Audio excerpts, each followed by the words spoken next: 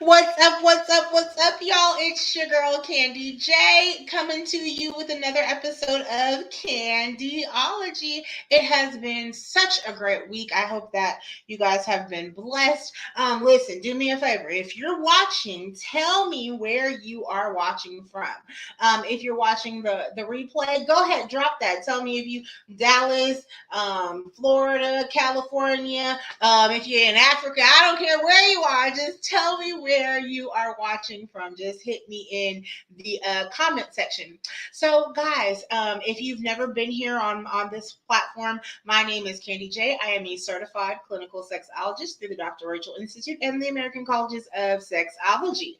I specialize in putting the oohs and the ahs back into your relationship, but I do this by helping you to foster better communication through one-on-ones, premarital counseling, marital counseling. I speak at seminars, workshops. I have courses online for you to take. I would say definitely when you're looking for a coach, a counselor, or a therapist, you want to make sure that they have the education, but then you also want to make sure that they have the experience and that you guys align together. So I bring that up because I was married for 16 years and everything that I specialize in, I've definitely been through, gained the wisdom, wrote the check, right? So I specialize in dating after divorce, life after infidelity. I'm a mocha marriage trainer, so I do all kinds of facilitations for different marriage groups. And wait, bury the lead. I'm also a marriage boot camp coach. If you don't know what marriage boot camp is, go follow Jim and Elizabeth Carroll or go look it up online. You'll see that for 7 seasons they were on this amazing show, but it was really helping people to transform, right? So with that caveat, right? I'm going to tell you a little bit about what I have going on. So in September, can anybody say September with me? September.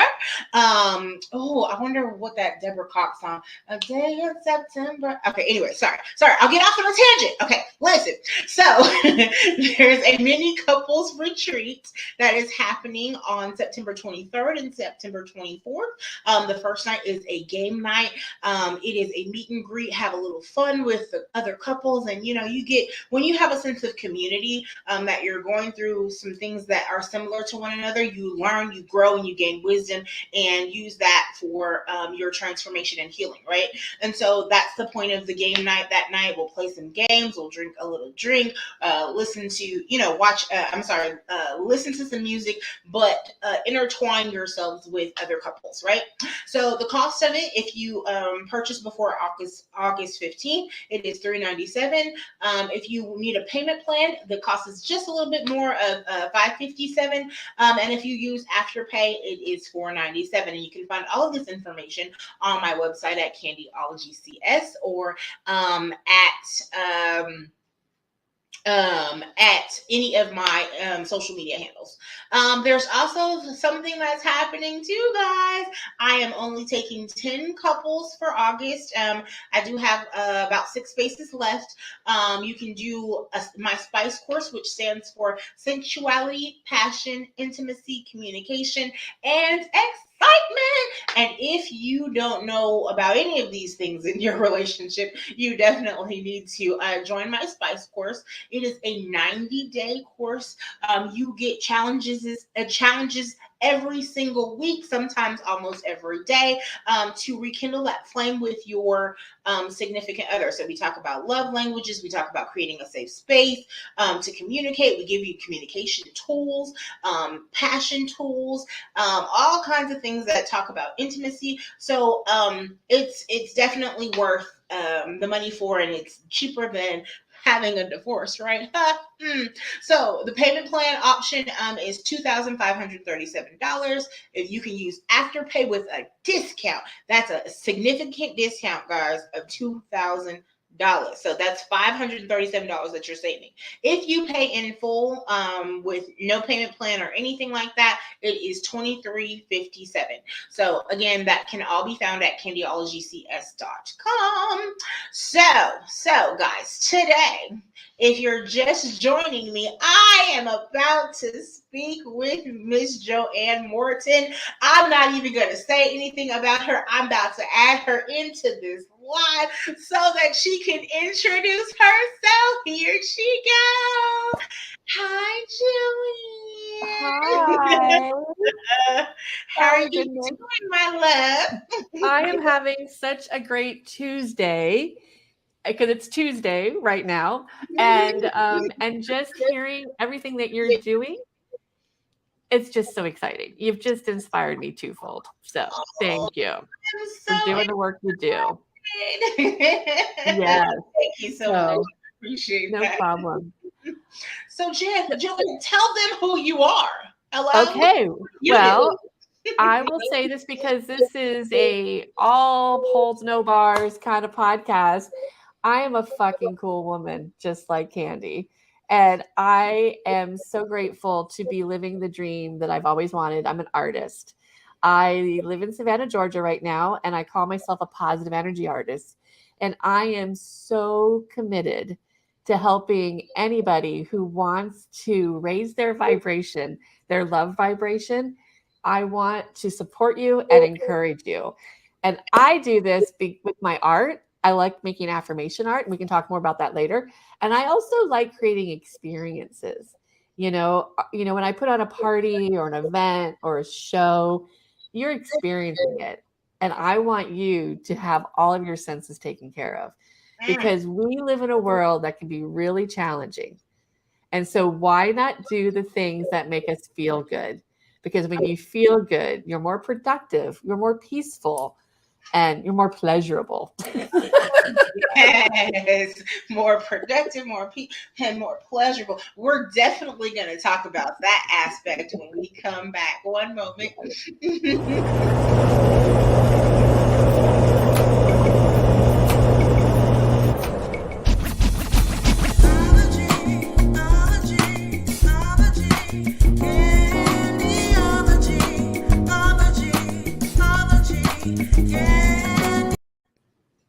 Oh no, it froze. I was trying to Candyology, I was trying candyology, to introduce everything and it froze.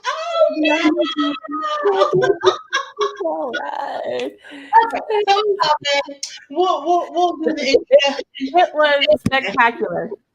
They can watch it next week because they're going to be here again next week, watching your show next week. Right. I don't know what's happening. It's never done that before. But anyways, if you guys are just joining us, I am getting ready to talk to the sister girl Joanne Morton.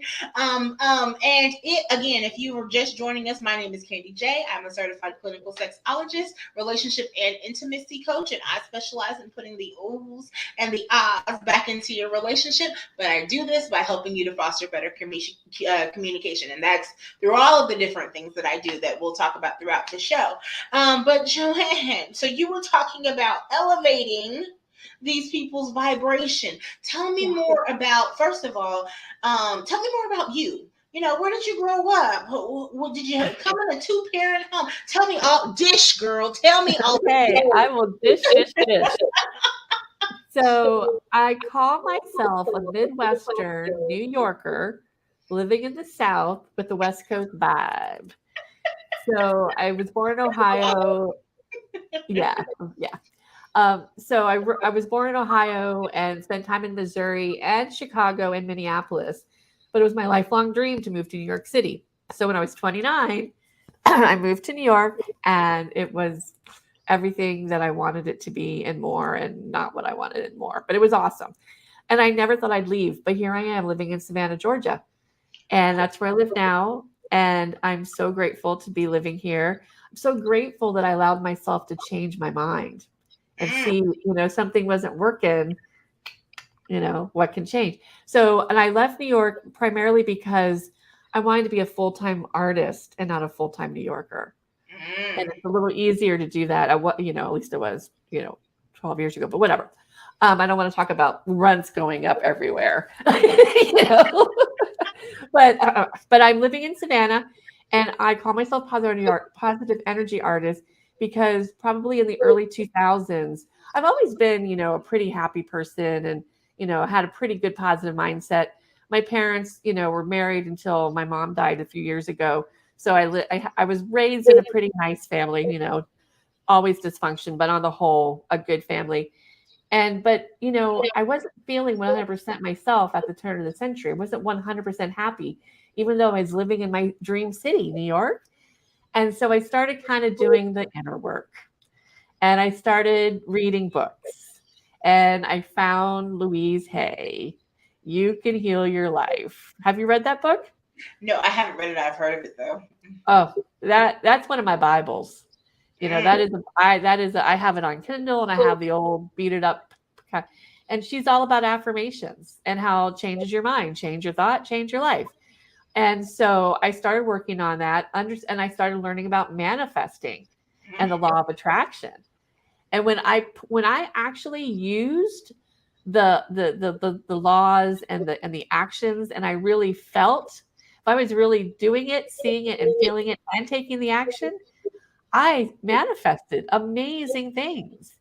And then, of course, if you lose that and you start going into your monkey mind or your doubts or whatever, it can get waffly. Then you got to build it back up. So what I wanted, when I started painting in 2005, because Spirit was telling me to, and I manifested this amazing art studio in Chinatown in Manhattan. It was awesome.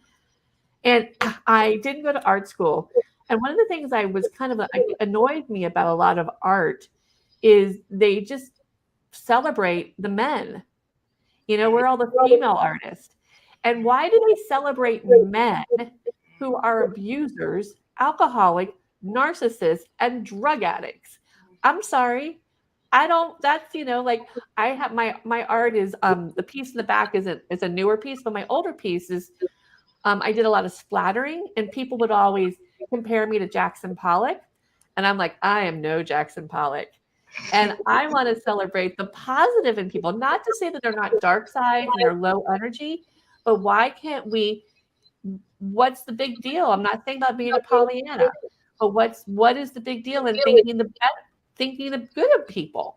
Because when you act it, you receive it.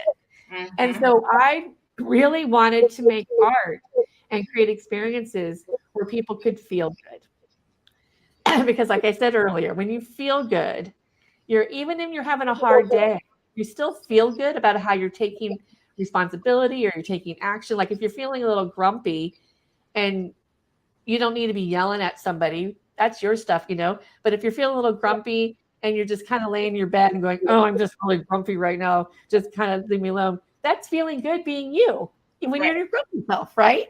Right. And so all of really these I've read, I mean, I could give you a huge book list. But one day when I was walking my dog in 2004, I was walking my dog down Avenue A in the East Village, for those who know the East Village, and these three words came to me: magic, passion, love. Mm. And I'm like, okay, how can I make money with this and pay my rent? But things take time. You gotta have, But what did come out of the definition? And magic, passion, love is a renewable, sustainable, positive energy source found within everybody. And when you use it, life feels good. And when you share it, wow. Mm. So allow your magic, feel your passion, live your love, because the world needs your wow. Wow. Oh, I love it. But did you always feel like this? No, Okay. no. Like I said, I always had, like, I always kind of felt good, but I was always feeling something was missing. And I think a lot of it was, before I moved to New York, when I was living in Chicago and Minneapolis in my early 20s and mid 20s, I'm not in New York. Life sucks. Blah, blah, blah, blah, blah. That kind of thing. And we're always angsty in our 20s. Doesn't matter where you live, We're just that 20 something angst. Just got to get over it, deal with it, and move on. But once I got to New York and I was still feeling a little, so that's when I realized I had to do some of the inner work, right? And I also have to say this too. This is, I think, this is so important for all of us to recognize we're all on a different journey. So if you're just discovering what it is that makes you feel good or what you need to do, yay. Because some people have known about it for years, you know? And I also want to say that, we live in an age where it's a lot more accessible, where when I was in my 20s in the 80s, cable TV was just starting out. So I was living in the Midwest, in a very white neighborhood that was being whitewashed. Our history was, like they weren't teaching us the real stuff anyway. Right. So we are now in an age where it's so much more accessible. And that's what makes me so smile and feel good in my heart is when I see younger people who are understanding. Because when I've met people who are raised by really cool moms, they're so smart and they've got their shit together. But now so many people have access to it and they're figuring it out. And for me, I'm a big peace advocate. I'm a peace activist. And is world peace possible? Who knows? But what we do know, if there is more inner peace, there is more world peace. I have another thing. I don't know if I should say it. I don't know how nasty you want me to get.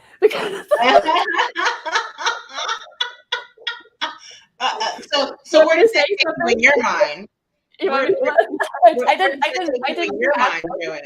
This just came up to my mind. We didn't talk about this in the pre-interview, so I don't know if I want to say this. But it's what I believe. Speak your truth. Let me tell you. Okay, if more men were able to give themselves blowjobs, there'd be a lot less war in this world. And I'm not talking relationship sex. I'm talking just to get the chill factor, the relax factor. If it wasn't such a hang up for more men to just release the stress, release the angst, they would just be getting along so much better. Right. Okay, so let's talk about that. How did you come to the conclusion that if men, because I feel like it's women too, if I can be sucked on just a little bit, the life is much better. So how did you come to the conclusion that you feel like men need to get that? Well, because this is why I'm not saying women can't, do the oral stuff either. But men know. Okay, let's talk about gay men. I've known a lot of gay men in my life. I've had a lot of conversations with gay men. Men know what pleasures them. Just like women, if you ever are involved with a woman in an intimate relationship, women know how to turn another woman on pretty easily because we know what feels right, right? Men know what feels good. And they also they have bigger mouths. Sometimes. So they're able to really experience it differently. And then the other thing too, because I used to live next door. I used to live across this hall from these really sweet, cute boys. And they were all good for two of them were cousins.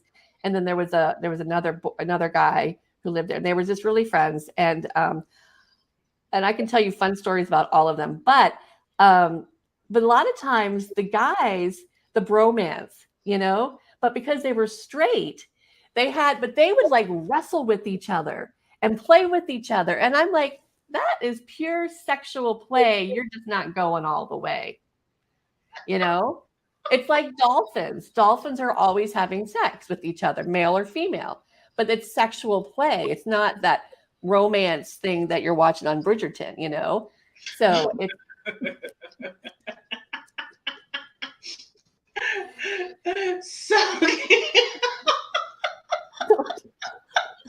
Okay. So quick question. Do you like to read romance novels? What's so interesting? So interesting.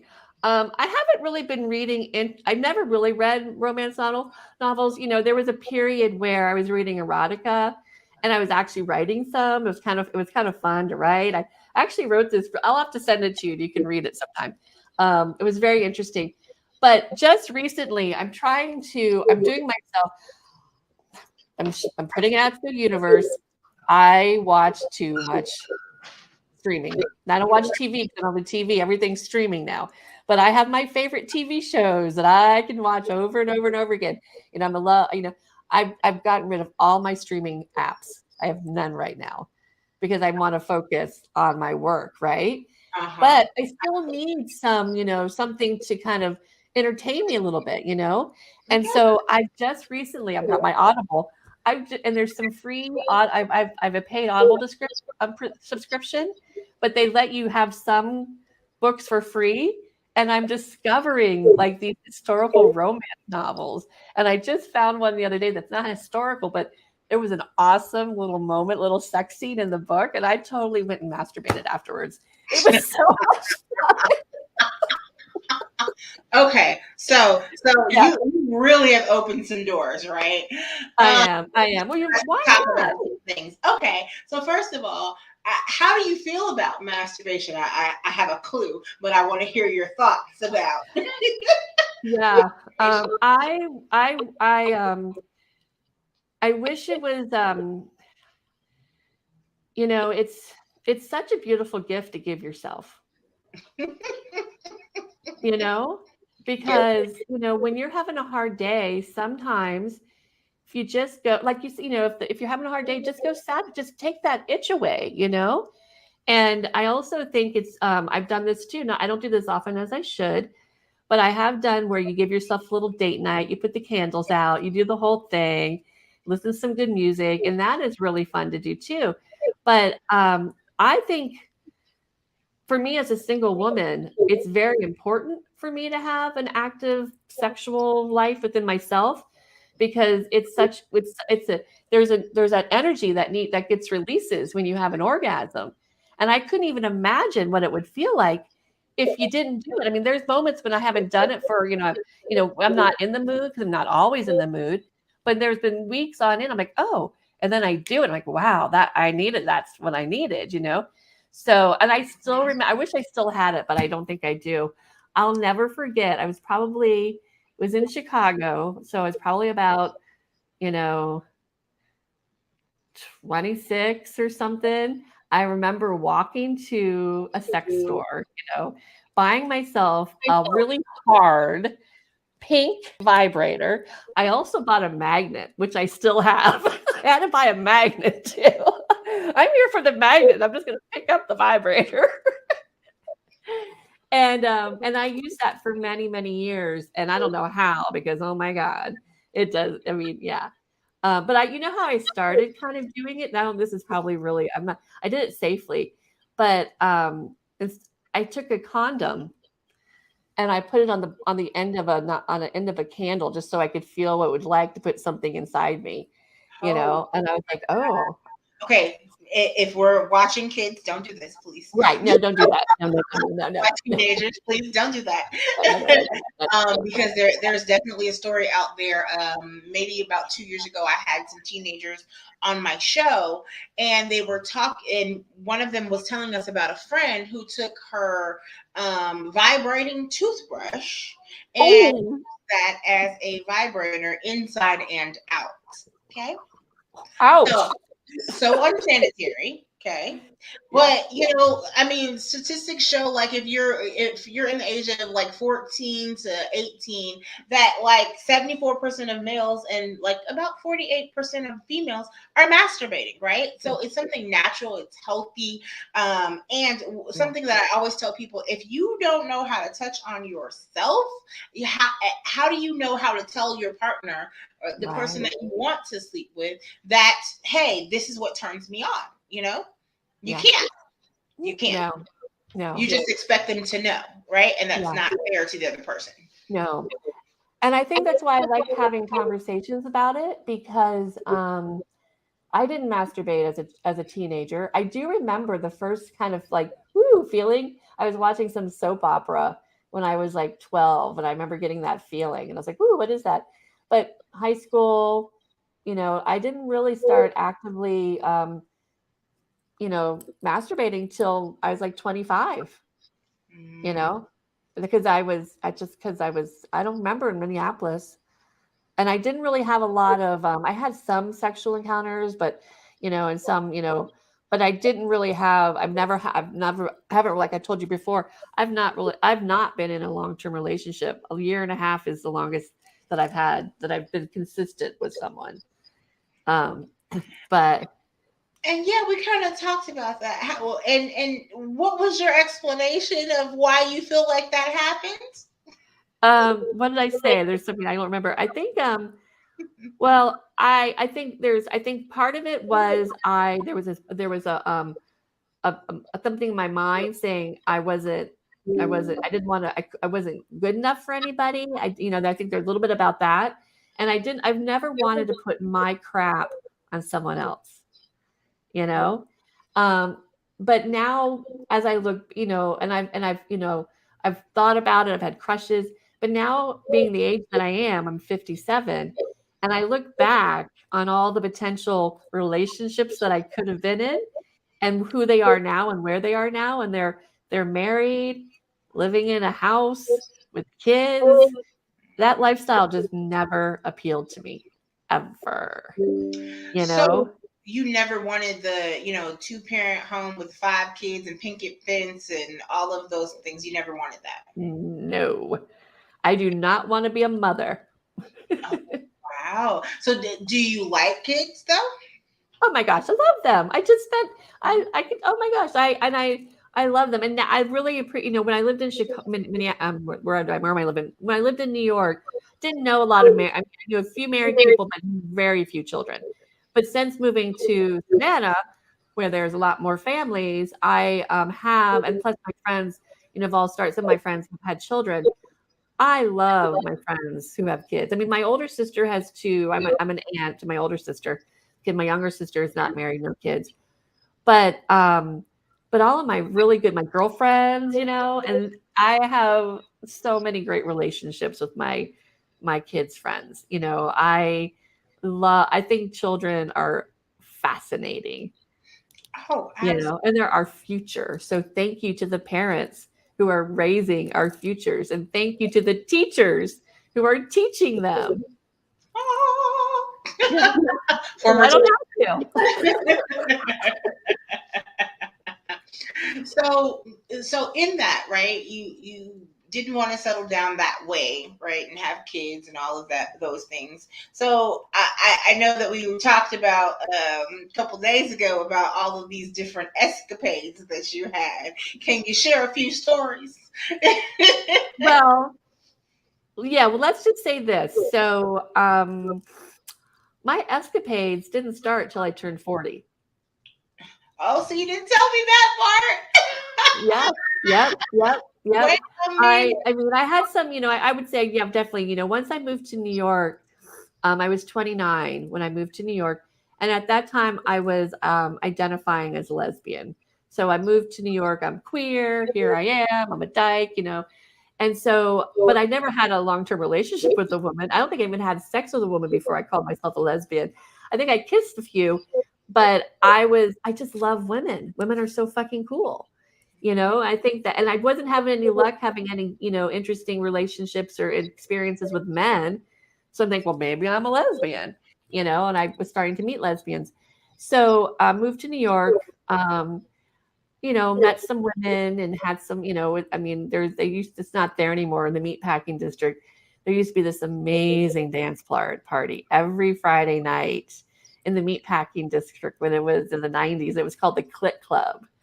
Oh, And oh my God, you go on the dance floor and it was just like women dancing. It was so amazing.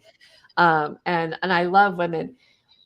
But again, I now know I should have come out as an artist and not as a lesbian. I'm an artist, and I'm open to relationships. If yeah, if, now it'd be kind of like I could see myself. It'd be kind of fun to meet somebody in the next couple years and spend 10, 20, spend the rest of my life, with them. Could be kind of fun. But again, it has to be, an amazingly interesting, unique, and a relationship built on our own desires and needs, right? But yeah, so I moved to New York, and then and then right before I turned 40, I went through this little celibacy moment because I got to get my I got to get my shit together. So I turned 40, and everything for me, everything they say about women in your 40s is so true. I just blossomed because I went to Spain and spent a weekend on Ibiza, and everyone was saying, "Oh, this is like 3 or 4 months after my birthday. Oh, you're gonna have sex in Spain, Joanne. Woo hoo hoo." And I'm like, well, I'm pretty good at not having it, so I don't know. But lo and behold, the last night I was there, I was by myself because my friends went off to a party, and I was walking around the full moon. I'm on the island of Spain wearing this super duper cute dress that I bought while I was there, feeling all good. And man walks by walking his dog and says, "Hola." And I'm like, "Hola." And we start kind of talking about, "Oh, hey, what's going on?" And he invites me back to his falafel shop for a glass of wine. And he had positive affirmations over his entire store. It was like right out of the movies. And I'm just like, "Oh my God, wow." And then, know, we started kissing and we started having sex above his falafel store. And then he had to go walk the dog. And I was like, "Okay, I'll see him, ta-ta for. Wait, so And this was after you decided that you weren't a lesbian? What now? I'm sorry, you said, is this after you decided that you weren't a lesbian, or was that the thing that was After. Yeah. I moved to New York in 94, and then in 97, 3 years later, 98, I met a guy. And we had a relationship, but it was just one of those weird, like it was, friends, but whatever. He toyed with me, jerk. He toyed with my feelings. Oh my goodness. How do you feel about like having open relationships or having poly relationships? The way I look at it, and this is I've told everybody, with my friends and stuff, if you want to have an open relationship and your partner doesn't, then that's not the partner for you. Because you can't, that's not fair to the other person. Right. And then if your partner wants to be in an open relationship and you're not okay with that, then it's not a relationship for you. You both have to agree to it. I am a little ashamed that I know I've done it with men who are in a relationship, but I was like, it's not my problem, it's their problem, so, I mean, I would never do that now, but this was, in my 40s when my sexual appetite was hot, and he's coming on to me. I'm going to, when the delivery guy comes over and starts, talking to you, it's kind of, everybody has to have sex with the delivery guy. You live in New York, right? At least once. Wait. You have to have sex with the delivery guy at least once. Okay. Right? So, and regarding polyamory, I wasn't involved in the scene, but I'm really grateful that I got to be invited into the scene, the sex party scenes where there's beds everywhere and everyone's having sex, and you're watching things, all different kinds of sex, and there are all these polyamory people there, partners and stuff. I don't know. I kind of like my privacy when it comes to who I'm in relationship with. And I mean, here's my partner, here's my whatever, and let's have coffee and drinks. And, but what happens in the bedroom kind of stuff is my relationship with that person, primarily because now I'm not going to dabble in any sort of sexual relationship with anybody until I know who they are spiritually, and they're interested in having a spiritual sexual relationship with me, because that's the one thing that I would like to have with somebody. And that's the one thing that I think if I was in a long-term relationship, that's what I'd want to be building with that person, building that intimacy and that emotional that you can come, because there's so much power in it. Because I have manifested things when I'm having sex with somebody, and while we're doing it, I use my mind to manifest. And imagine if your partner is just in aligned with you, like, okay, honey, we're going to get that, that new car. We're going to every night for the next 2 months, we're going to have sex and manifest it, because there's power. There's a reason why you say, oh God, when you're orgasm, you are connecting to spirit. Off topic. Have you ever read the book by Barbara Carrellas, Urban Tantra? Mm-mm. Oh, I'll share it with you. Game changer for me. What is it about? Everything we're talking about. Yeah. She has a whole chapter about self-love. All about self-love. So yeah, so polyamory, I think it's great. I will go back to Minneapolis. I'm 23 years old. I'm working in a hotel. I'm friends with the busboy, not the busboy, the bellman, another front desk clerk, and the hotel operator. And so 2 guys and a woman. And that was one of the most magical little love relations I've ever had in my entire life. I think it was the first time that I really felt, love. And it was so nice to have this little group, this little tight couple. Now, if it was like now, and I know how I know, I can be like, hey guys, what are we thinking? Do you think we could do this on how can we make this work for us, for all of us? But, back then, 1986, we all thought we're supposed to get married and have kids and do all that. And I don't think, that's not where our consciousness was back then. So. Yeah, and I have several friends and clients that make it work. I have a friend that has I want to say it's a 5-bedroom house, or no, it's 6 bedrooms. It's 6 bedrooms. They have 3 kids between the couple, so it's a throuple, pretty much, polyamory, but whatever. They all have their own separate rooms, but the master bedroom is their sanctuary. So if they're going to spend time with each other, if they're going to have sex with each other, whatever, all of that happens in the master bedroom. And the kids live, well, actually one of them is gone now from the house. So they only have 1 kid left in the house. No, I'm sorry, it's 2 kids. So 2 kids are gone and 1 kid is still there. So, they're so used to having 2 mommies and a daddy. That it's just normal for them, and they're like, they climb in the bed together and just whatever, and they make it work. It was a financial move too, because all 3 of them have an amazing job. That 6-bedroom house cost $500,000, and they just make it all. They travel. It makes sense in a way. Yeah, especially raising children. It's a lot of work to raise children. And if you have more people who are intimately involved with it, the better off. So I think that's awesome. And that's like, and so nice for them to be modeling for their children how to have open and different and unique relationships.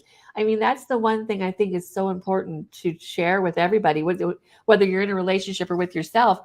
You get to decide what you do and how it looks like.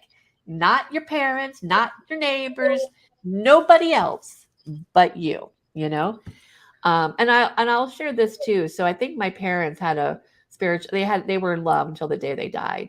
And this is what my mom told me once, a couple years ago. And I think it's really important. And I've told this to one of my friends who's just getting married.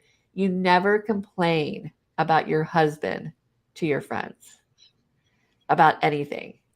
And if there's a problem, you either do it outside, like if it's somebody that, if you need to talk about somebody, it's somebody that doesn't know your husband, but you keep it between you and him. Because they had moved back to the small, when they retired, they moved back to the small town they grew up in. So she reconnected with a lot of her high school friends. And she said half of them spent all their time complaining about their husbands. And she said it was so sad. Like, why be with someone if you're going to complain about them? Right. And here's the thing about that. Like, I always tell people that you should always have some sort of outlet, because let's just face it, your partner is, if you're upset with your partner, you can't always vent to your partner about themselves, right? Right. So you have to have a trusted tribe member. I call them tribe members, in order to go talk to them about something. But that shouldn't be everybody and anybody. That should be Yeah. somebody that's trusted in your group. You know. Yeah. So I don't understand the always complaining about some your husband or your wife to somebody. No, I don't get that. Now going to vent and to try to figure out something how you can solve the problem and then come back to your mate if you don't feel like you could talk to your mate right then. Right. Absolutely. Yes. Absolutely. Oh, my older sister, she, marriage counseling. You get in a I mean, I think that's the other thing. If I'm going to be in a relationship with you and we're going to really work it out, we're going to have at least one person every 6 months or so to go in for a checkup so that we can just have that outside, mediator to say, let's just keep it where it belongs, remind you why you're both here, Right. because you love each other. Absolutely. Yeah. Let me ask you, you told me earlier that you do parties. What do your parties consist of? Walk me through that from start to finish. A party. So, there are lots of so what I'm creating now are I have an interactive community engagement art project, and it's a large scale hanging mobile where that is made up of circles that people have written or put designed and colored and created their intentions and visions and dreams for the planet, the people, prosperity, and peace. So, for those of you who know what a vision board is, think it's like a vision board. So, you're creating these visions. And then I hang them on string that people can walk through it. And so, I've been doing this since 2010, and I intend to do it for at least another 7 years, for 20 years. And I want to create the world's largest hanging mobile. And so, Mhm. what I'm creating is hanging the mobile where people can walk through it, and that itself is the experience, because it's very meditative and create. I'll have music playing or something like that. And then around then part of the experience is I also invite local nonprofits and businesses to participate because we want the whole idea about a vision board, the law of attraction, which is thoughts plus feelings plus action equal outcome. You got to do the action part, right? Right. And so I want to have conversations with people. So after you walk through it, let's have a conversation about what you saw with either with me or with somebody that's there, creating a space where it's easy to talk to people because it's so hard to talk to people when it's really want to talking from the heart. And then I also have a tables set up so people can make the circles right then and there to be added to it. And when I did an event here in Savannah in April, this woman and her partner, her woman partner, and their kids came on Friday night and they're like, we're going to come back tomorrow. We just want to be around all this positive energy. And that's what I want to do in my experiences. I also host parties for people at home. So if you want to have instead of having just your friends come over and hang out and have some, I'm starting to bring the circles of hope to a party. So at the party with your friends, we're going to do some gratitude, we're going to do some laughter, and we're going to be talking about what our visions are. Because when you can share your visions out loud to other people and they hear what they want to help you manifest it, you know? And so my experiences are places where people can come and feel safe. Mm, So absolutely. whether I'm doing it for a private party, for a business, or even a Zoom call, I'd like to think that because not everybody feels safe, you So know? it, so you're creating experiences. I love that. And you said that these are affirmations, correct? That they're also putting on here. Yep, yep, yep, Okay. yep. I make So affirmation art. So in this process, do are you giving them possible affirmations for themselves, or are so you're giving them? Well, it's whatever they need. If they need me to, I actually love creating affirmations for people. Help if they need help. I love it. And I'm really good at it. I really think I am. So So what would be your favorite affirmation for yourself? I relax in the flow of life and let life provide everything I need easily and effortlessly. It is safe now for me to take charge of my life. I am free. Wait, I am free. Free. Oh, another one is I allow my magic. I feel my passion. I live my love. I allow my magic. I feel my passion. I live my life. I like it. I allow my magic. I feel my passion. I live. I know. I What? actually have a movement that goes along with that, but I don't know if we want to do the movement. What's the movement, Joanne? Okay, all right. I gotta take off my microphone, but hold on. Okay, and I'm even wearing this weird ass dress, but it doesn't matter. Okay, so ready? Can you see me? I can see you. But this is I'm having an art show tomorrow, so I'm getting ready. This is my studio. Ready? Mm-hmm. I allow my magic. I feel my passion. I live my love. I allow my magic. And then you have jazz hands. I feel my passion. Okay, so you put your hands over your head, Mm-hmm. and you go down, and then hands to the side, and you Mhm. shake your hands like jazz hands, and that's I allow my magic. Then you put your hands on your hips, and you kind of shake it up. I feel my passion, and then for seating, I live my love. I live my love.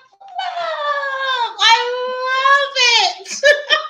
I've never done it seated before, but that's really good. So, okay, everybody, this is just bear with me, indulge me. And if you're listening to this, I want you to do this at home if you can. So, repeat after me, Candy. Okay, Huh? you're gonna repeat after me. I allow my magic. I allow my magic. I feel my passion. I feel my passion. I live my love. I live my love. Okay, former Do you dancer. feel the vibration coming up?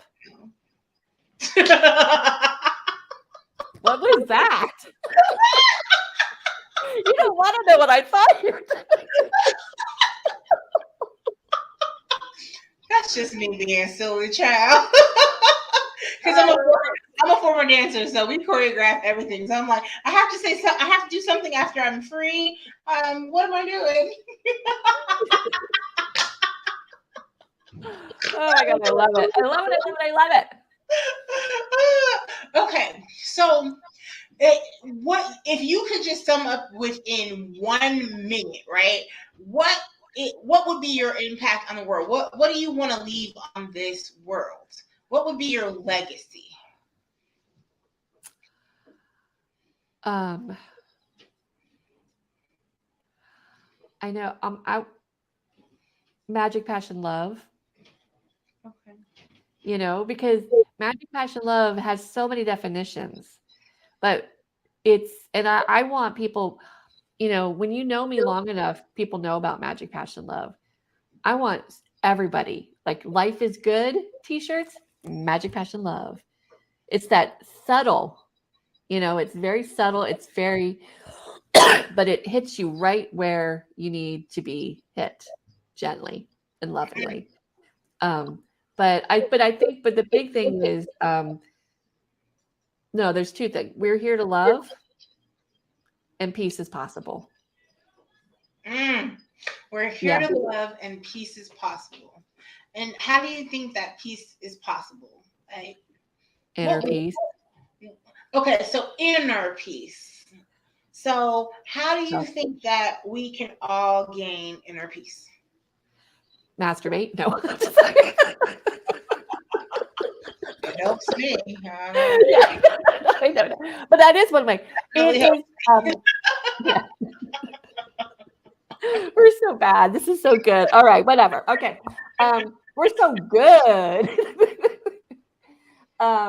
I think inner peace comes from being open to really getting to know yourself, even the parts that you kind of don't want to get to know or that you feel ashamed about. And I'm doing a lot of shadow shame work right now because it's an ongoing life journey, you know? So you have to be willing. You have to forgive yourself, forgive others. Not to say, as we all know, it doesn't mean that they're not accountable for the things that they've done to hurt you, et cetera, et cetera. But for you personally, that's their stuff, not yours. So forgive yourself for whatever you need to forgive yourself in that relationship or that situation. Yeah, it's Um, funny that you say that, because part of our boot camp is about forgiving self, but also forgiving others, and how freeing it is when you just act upon forgiveness. Period. Because it's really yeah, not for the other person; it's for you. yeah, So I love yeah, that you yeah. said that. I'll share. I mean, so I know one reason why I didn't have a lot of, I wasn't very sexual active in between 20 and 25 was because I didn't have a really good experience my very first time. And I was just, whatever. But I did a really amazing, I took an art therapy class and I took a woman studies class, and I was like, oh, so that's what happened. I don't need to be feeling bad or ashamed or like it was my fault that I was there or whatever. So I had a moment, I was able to forgive myself for putting myself in a situation. I don't, and he's an idiot man. That's just that's his own. But I don't need to hold any of that, that shame and guilt and, inadequacy, about what happened. So and then when I was 40, I reclaimed my virginity. So double whammy. Yes, reclaim it, child. That's right. You can reclaim it anytime, girls, anytime, ladies. Well, Joe, it has been so much fun talking to you, and I'm sure that we can talk for a whole nother hour, but we have been talking for an hour, child. Wow. So what I'm going to do is I'm going to put up on the screen the ways that they can get in contact with you. And And my website too. oh, I did not pull your website. What is your That's website? okay. It's my name. It's really easy. JoanneMorton.com. And I created a new gift. When you sign up for my email list, you get a Zoom background of my art. 3 Oh, choices. that's pretty cool. So all of this is positive energy artists. That's what you're looking for, Joanne Mhm. Morton. And I thank you so much for coming out and being a part of my show today. Is there anything that you would like to leave the people with? Um, I think what I want to leave is just trust the process and trust the outcome. You Mhm. know, you got this. We Mhm. got this. Whenever you don't have to do it alone at all. We are all in this big old thing called life together. And when you have people like Candy who's wanting to support us in our relationships and intimacy, I say, yay, there's somebody out there for everybody. So keep allowing your magic, keep feeling your passion, and keep living your love. Absolutely. Thank you so much for being on my show. Guys, if you are watching and closing out here and you have not seen the whole show, rewind and watch the replay. Please follow Joanne. Follow me on all social media at candyologycs. And if you are needing of services, go to candyologycs.com, and I will definitely be able to take care of you. Email DMs are always open. And guys, I am wishing you love filled days and orgasmic nights. Have a great day. Or afternoons.